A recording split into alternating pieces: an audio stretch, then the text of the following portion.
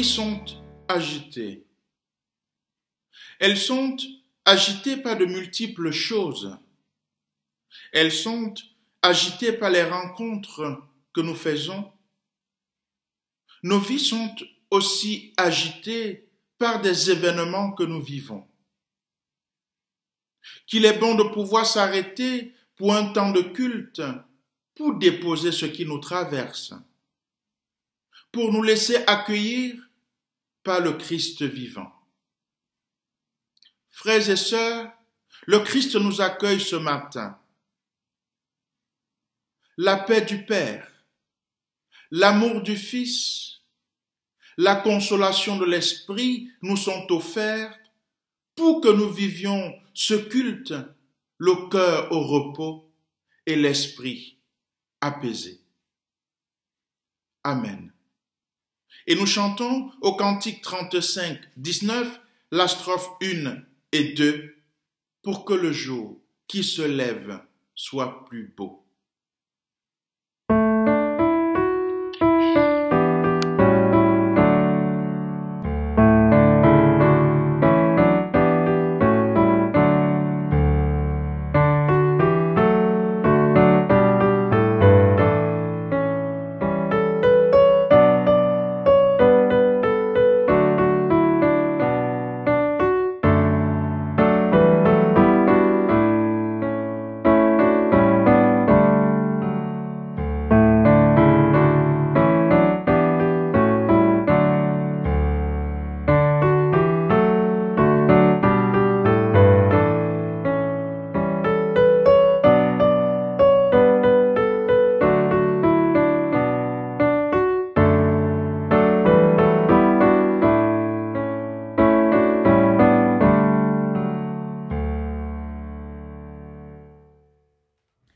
Nous louons le Seigneur.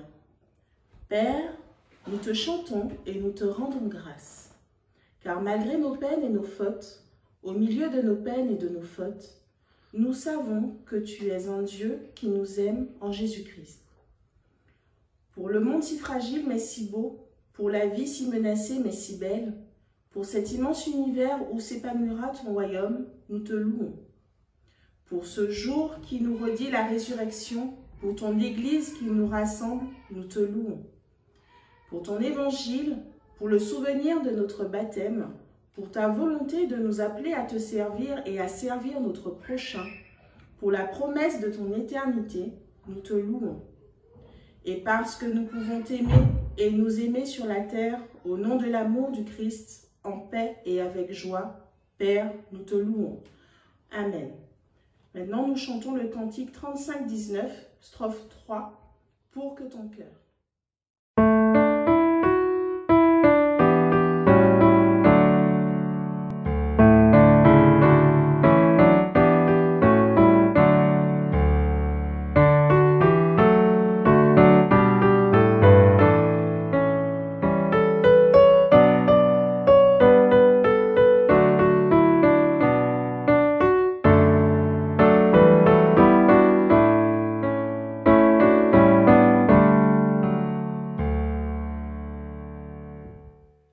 Écoutons ce que Dieu nous demande de vivre et nous donne la force de faire à travers les paroles suivantes de l'apôtre Paul. Aspirons aux dons les meilleurs. Voici la voie par excellence. L'amour prend patience, l'amour rend service. Il ne jalouse pas, il ne se vante pas, il ne s'enfle pas d'orgueil. Il ne fait rien de mal, il ne cherche pas son intérêt. Il ne s'irrite pas, il n'entretient pas de rancune. Il ne se réjouit pas de l'injustice, mais il trouve sa joie dans la vérité. Il excuse tout, il croit tout, il espère tout, il endure tout. L'amour ne périt jamais. Amen. Nous prions avec Steven. Devant Dieu, nous prenons le temps de reconnaître que nous sommes pécheurs. Nous prions.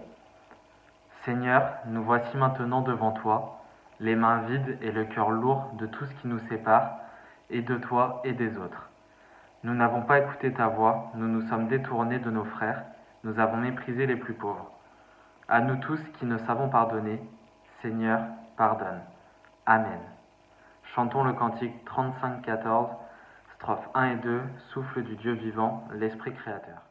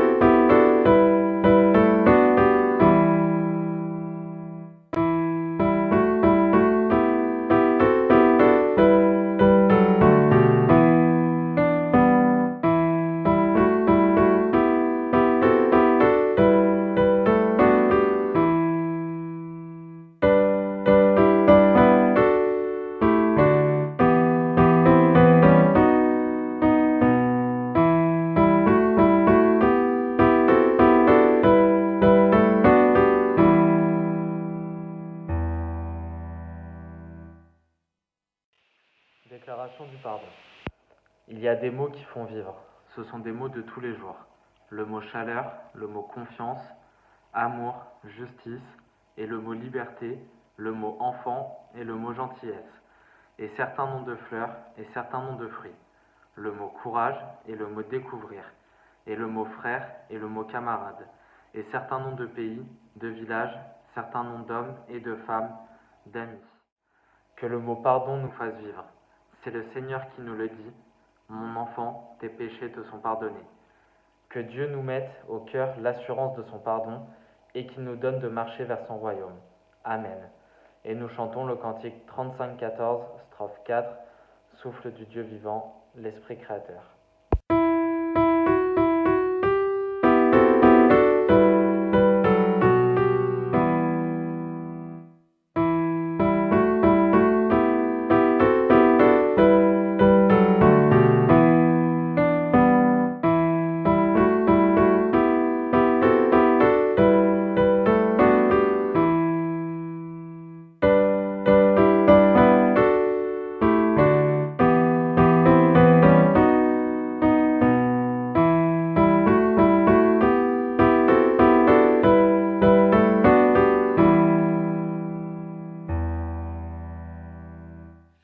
Plusieurs textes nous sont proposés ce matin, mais nous lirons uniquement l'Évangile selon Jean au chapitre 3, les versets 16 à 18.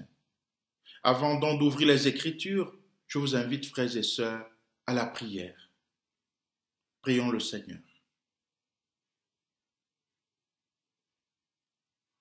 Notre Dieu, comme l'enfant reçoit le pain,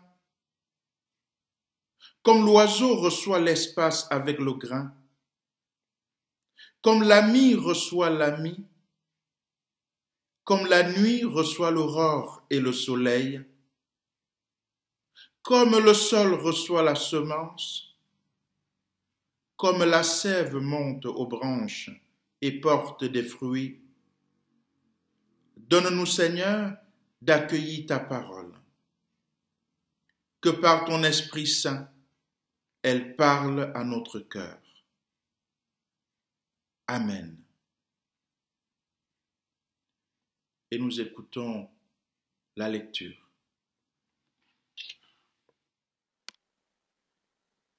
Nous lisons dans l'Évangile de Jean, au chapitre 3, les versets 16 à 18. Car Dieu a tant aimé le monde, qu'il a donné son Fils unique, pour que quiconque met sa foi en lui ne se perde pas, mais ait la vie éternelle. Dieu, en effet, n'a pas envoyé son Fils dans le monde pour juger le monde, mais pour que par lui le monde soit sauvé. Celui qui met sa foi en lui n'est pas jugé, mais celui qui ne croit pas est déjà jugé, parce qu'il n'a pas mis sa foi dans le nom du Fils unique de Dieu. Amen.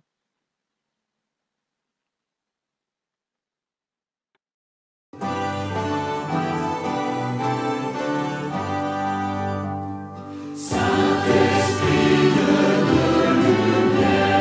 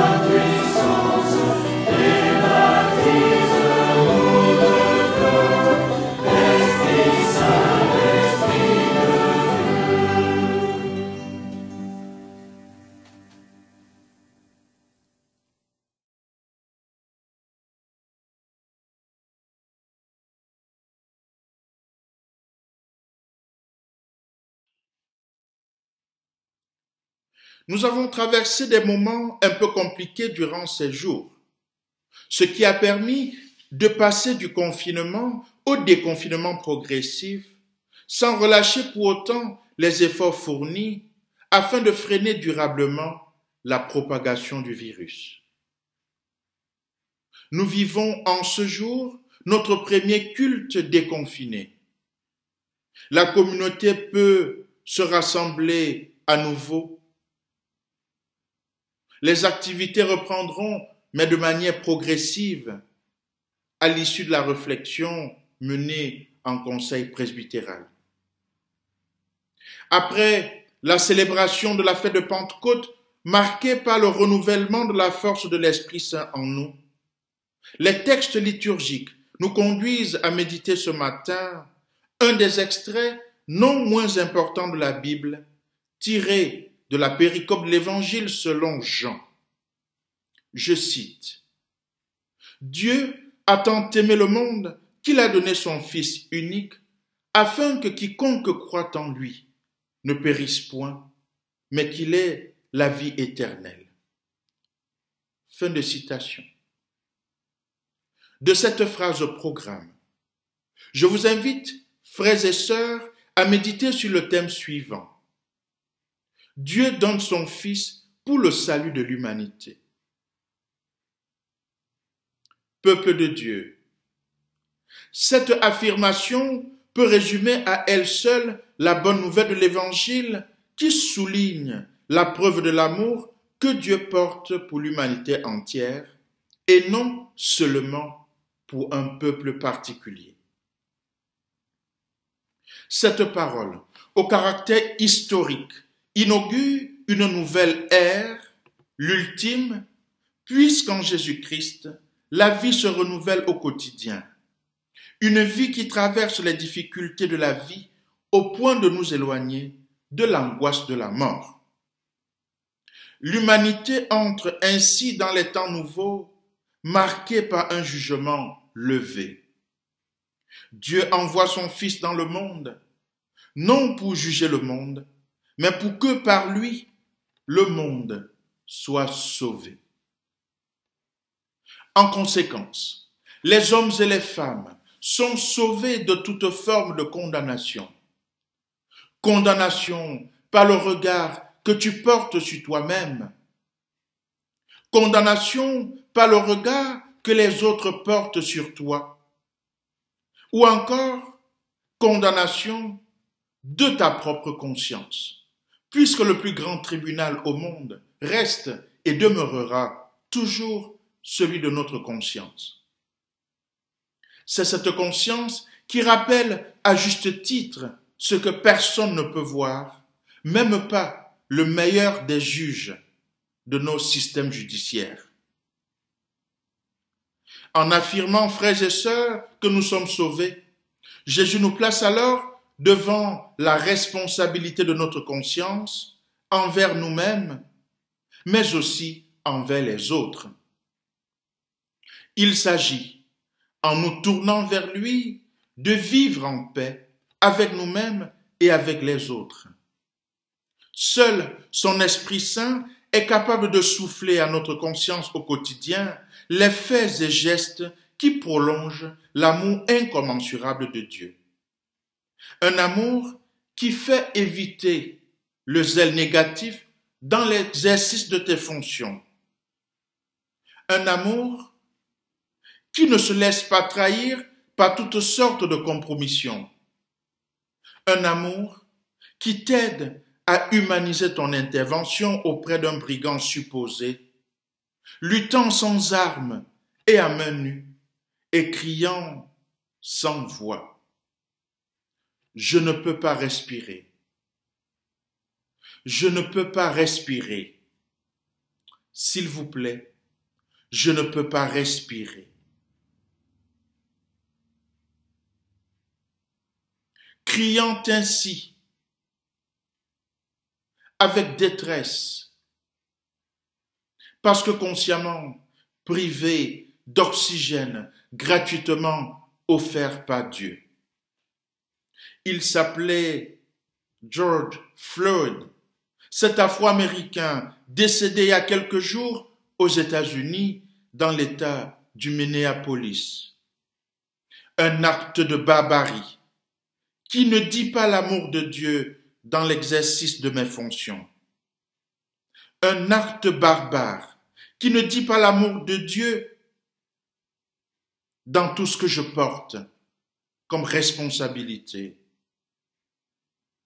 Un acte barbare qui doit être dénoncé avec fermeté et non en se présentant devant une église avec une Bible dans la main. Un acte barbare qui doit être dénoncé sans pour autant verser dans toute forme de violence. Oui, Dieu a tant aimé le monde qu'il a envoyé le crucifié ressuscité pour que tout être humain soit sauvé. Jeune, vieux, riche, pauvre, diplômé ou non, chômeur et sans abri, veuf, veuve, orpheline, orphelin. Tout être humain qui découvre en le crucifié le visage du Dieu de la douceur, de la tendresse, de la compassion, du pardon, même lorsque la blessure est encore fraîche, saignante et ouverte. Le don de l'esprit est alors indispensable pour entamer ce dynamisme de l'amour de Dieu, rappelé dans la lettre que Paul écrit aux chrétiens de Corinthe, proposée en seconde lecture. Soyez dans la joie, cherchez la perfection, encouragez-vous, soyez d'accord entre vous, vivez en paix, saluez-vous les uns les autres. Bien-aimés en Jésus-Christ, notre vie intérieure, ajustée à la volonté de Dieu, se nourrit de cette recommandation que nous sommes invités à poursuivre à l'extérieur, au cœur de nos relations quotidiennes. Et dans la dynamique de cet engagement, j'en rappelle que celui qui met sa foi en lui n'est pas jugé, mais celui qui ne croit pas est déjà jugé parce qu'il n'a pas mis sa foi dans le nom du Fils unique de Dieu. Autrement dit, pour parvenir à vivre constamment cette présence invisible, il suffit de croire en Dieu. Tout cela semble facile, me diriez-vous, à juste titre, surtout si celui qui croit obtiendra la vie éternelle tel qu'il est écrit. Pourtant, la foi est insaisissable à vue humaine. La foi est irrationnelle, inexplicable, comme le soulignait à juste titre Wilfred Monod, figure historique du christianisme social français, théologien et pasteur de l'Église réformée au Temple protestant de l'Oratoire du Louvre à Paris de 1907 à 1938. Je cite, « On dit communément, expliquait-il, j'ai la foi, comme si l'on tenait dans sa main une pierre précieuse, comme si la foi était un objet extérieur à nous, un joyau dont on s'empare et qu'on enferme dans un coffre-fort pour le retrouver quand on veut.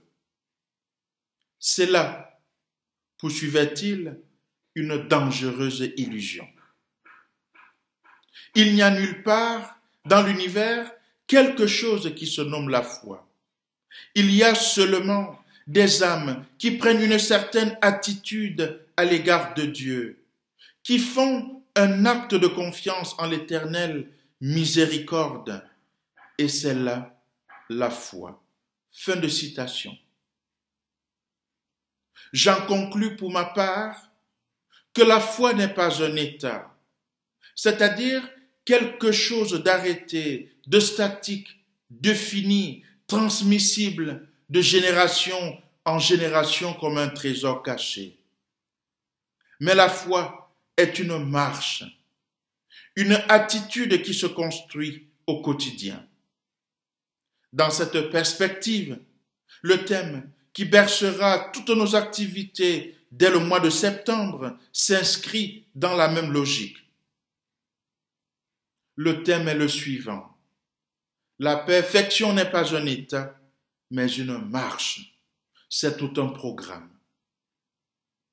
D'ailleurs, plusieurs exemples nous sont fournis dans la Bible mettant en scène Jésus qui rappelle à l'un « Va, ta foi t'a sauvé » ou encore à l'autre « Celui qui croit est déjà passé de la mort à la vie ». Oui, croire permet donc d'échapper au jugement, qui n'est pas un gros mot, mais qui veut simplement dire séparation, l'écartèlement entre moi et moi-même, la tortue quotidienne de ma conscience, le poids même de mes cibles manquées.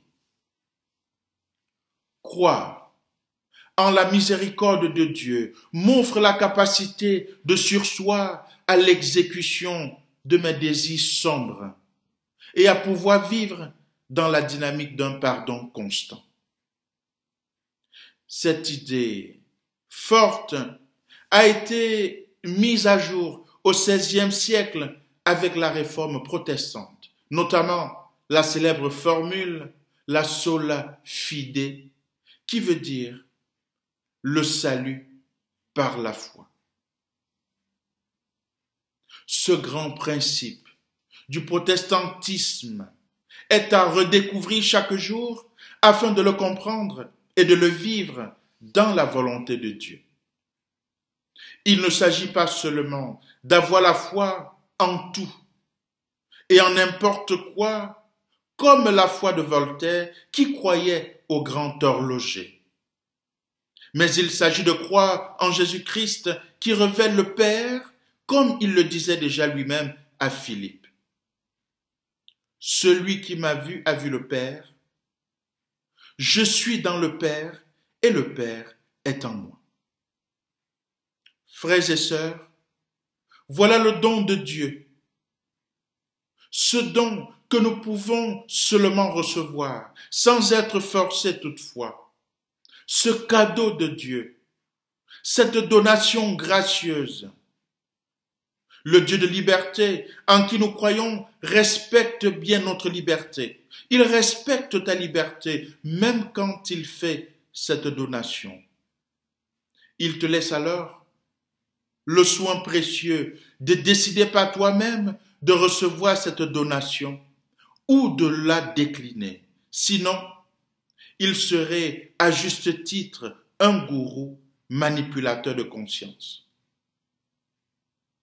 Veux-tu alors accepter cette donation gratuite qui t'est faite ce matin? Cette donation du Fils unique de Dieu pour ton salut personnel, pour le salut du monde. Veux-tu gracieusement accepter cette donation ou veux-tu la décliner?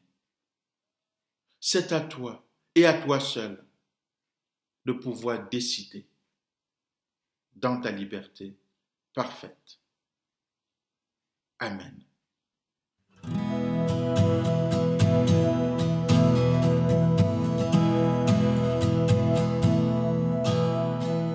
Viens,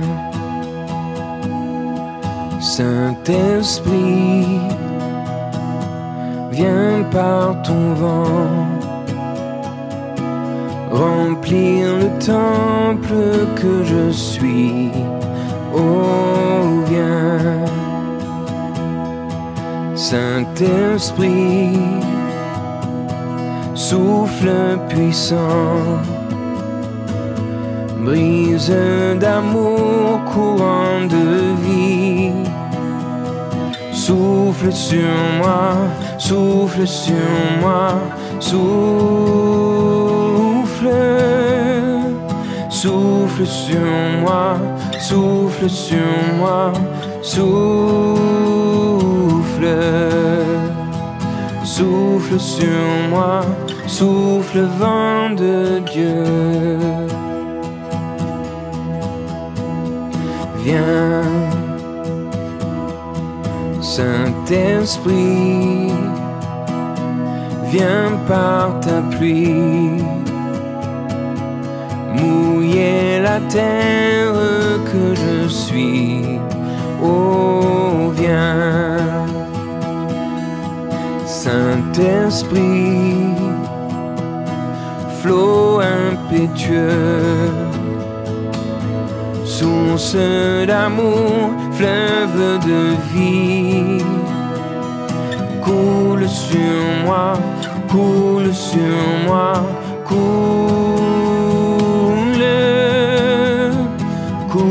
sur moi, coule sur moi, coule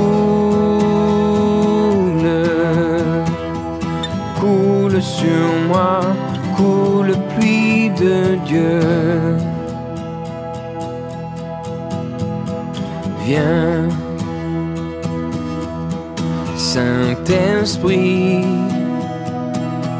viens par ton feu, brûler l'offrande que je suis. Oh, viens, Saint-Esprit, feu dévorant, brasier d'amour, flamme de vie, embrase-moi, embrase-moi, brûle, embrase-moi, embrase-moi, brûle, embrase-moi, brûle, feu de Dieu.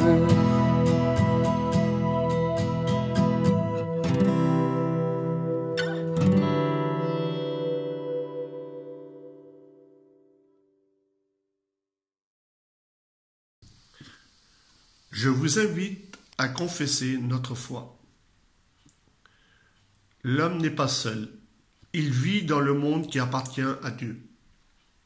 Nous croyons en Dieu qui a créé et qui continue à créer.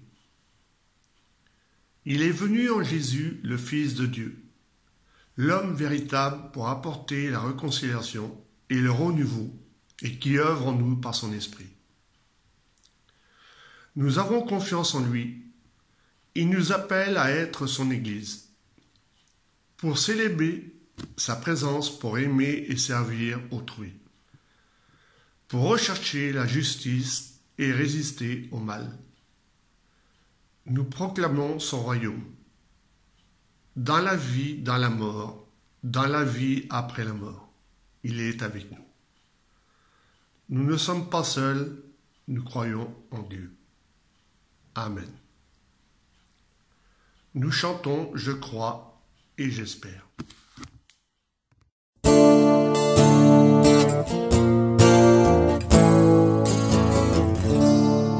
Je crois et j'espère la grâce d'un Père, celui qui bénit entre dans ma vie. Crois seulement, crois maintenant, sois seulement paisible et vivant. Je crois et j'espère Jésus comme un frère, un regard d'ami posé sur ma vie.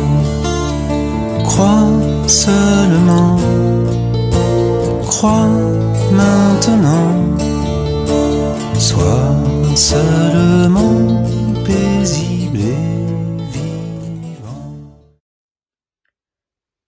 Voici le moment de l'offrande, un moment de notre liturgie quand nous sommes au temple, mais un moment aussi qu'il est essentiel de conserver dans nos cultes vidéo. C'est le moment où chacun réfléchit, rentre en lui-même et décide de ce qu'il peut donner cette semaine, ce mois-ci, pour le Seigneur, soit de l'argent, soit du temps, soit des compétences, parce que nous avons besoin de tout cela pour faire vivre notre Église.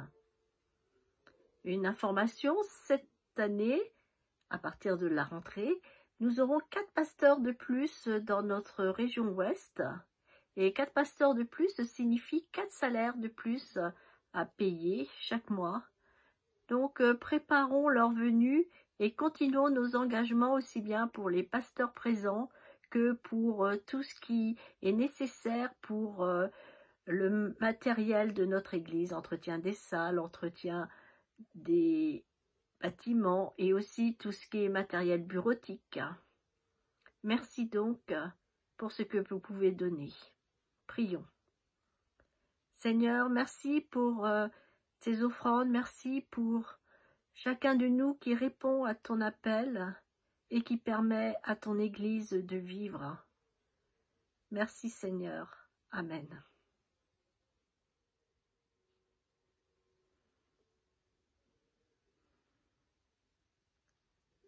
Voici le moment des annonces. D'abord une triste nouvelle. La maman de Clarisse, qui habitait au Cameroun, est décédée cette semaine, ce dimanche. Alors, prions pour Clarisse et sa famille, que Clarisse et eux tous soient vraiment consolés par notre Seigneur qui est vraiment le consolateur. Et n'hésitons pas, nous, à aller vers eux et à leur faire part de toute notre affection fraternelle.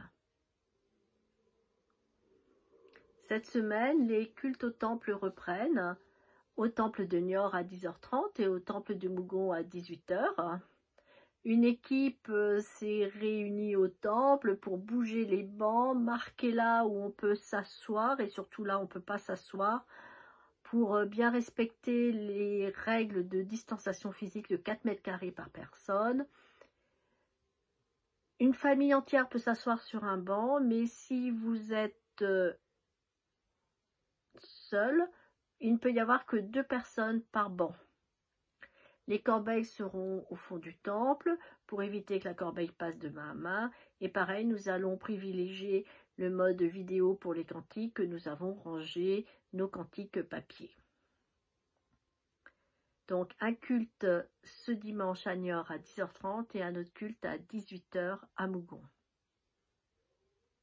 Une équipe d'accueil sera là pour vous rappeler les règles, c'est-à-dire le port du masque obligatoire, la désinfection des mains avec du gel hydroalcoolique, et aussi que les premiers arrivés vont se mettre le plus près possible de l'estrade et au fur et à mesure on va remplir le temple en allant jusqu'au fond du temple. Et pour sortir, tout ça dans le même objectif que les personnes ne se croisent pas, nous allons sortir aussi de façon disciplinée. Les personnes qui sont au fond du temple vont vite sortir et puis pour que, comme ça, chacun puisse sortir les uns après les autres. Et on va évidemment éviter les attroupements place du temple. Ce mardi, le conseil presbytéral se réunit. Nous préparerons le programme de l'année prochaine.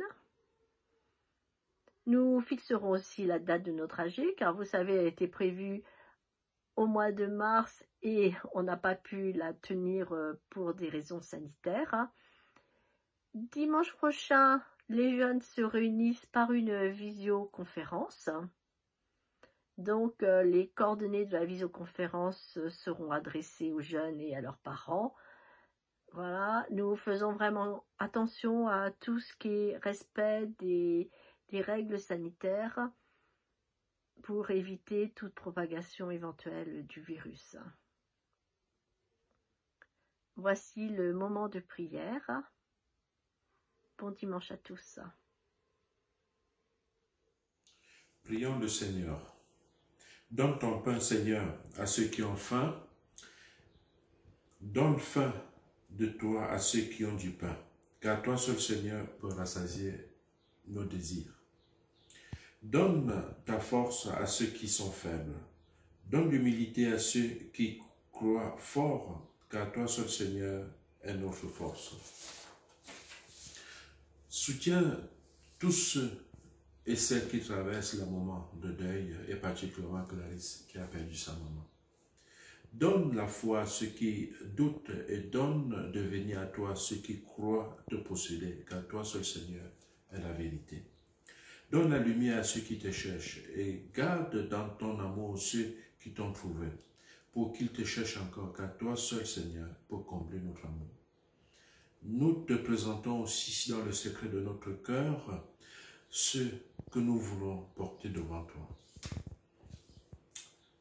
Et comme Jésus l'a enseigné à ses disciples, nous te disons, notre Père qui es aux cieux, que ton nom soit sanctifié, que ton règne vienne, que ta volonté soit faite sur la terre comme au ciel. Donne-nous aujourd'hui notre pain de ce jour. Pardonne-nous nos offenses, comme nous pardonnons aussi à ceux qui nous sont offensés. Ne nous laisse pas entrer à la tentation, mais délivre-nous du mal, car c'est à toi qu'appartient le règne, la puissance et la gloire, pour les siècles des siècles. Amen. Je vous invite maintenant à recevoir l'exhortation et la bénédiction finale. Mais avant, je tiens à remercier ceux et celles qui m'ont accompagné dans la célébration de ce culte. Nina qui nous a conduits dans la louange et la volonté de Dieu. Steven qui nous a conduits dans la prière de repentance et la déclaration du pardon. À Jean-Louis pour la confession de foi, à Brigitte pour les offrandes et les annonces, puis Christian pour la prière d'intercession et Marie-France, notre webmaster qui jour après jour donne une touche particulière à nos célébrations. Nous recevons maintenant les exhortations et la bénédiction de Dieu. Oui, frères et sœurs, quittons ce lieu. Terminons ce moment de ressourcement spirituel avec cette phrase que Jésus nous donne, avec ce présent, ce cadeau qu'il nous offre. Dieu a tant aimé le monde, au point de donner son Fils, l'unique, afin que quiconque croit en lui ne périsse point, mais qu'il ait la vie éternelle. Partons avec la certitude que le Dieu de Jésus-Christ frappe à notre porte. Il s'invite dans la barque de notre vie. Nous sommes alors libres de nous laisser étreindre par cet amour du Christ. C'est lui notre force. Dieu nous bénit et nous garde. Il nous accorde sa grâce. Il tourne sa face vers nous et nous donne la paix. Allons, frères et sœurs, renouvelés dans notre marche, dans notre foi. Amen. Et nous chantons au cantique 42, 08, toi qui disposes. Bon dimanche, déconfiné.